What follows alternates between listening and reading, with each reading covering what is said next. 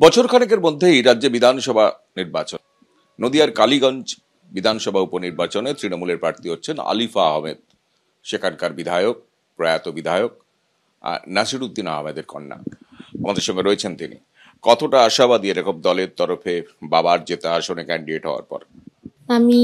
আপনি জয়ের ব্যাপারে যদি বলে থাকেন, আমি আশাবাদী। আমি নিশ্চিত কালীগঞ্জ সিটটাই জয়ী হব। আমি আশাবাদী সেই ব্যাপারে। কালীগঞ্জের মাটির সঙ্গে আমার আত্মিক সম্পর্ক। আমার বাবার দীর্ঘদিনের রাজনৈতিক জীবন এই কালীগঞ্জের মাটিতেই। আপামোর জীবন ধরে তিনি কালীগঞ্জের মানুষের জন্য প্রচুর কাজ করেছেন, পাশে থেকেছেন। বাবার পাশাপাশি আমিও কালীগঞ্জের মানুষের পাশে থেকেছি।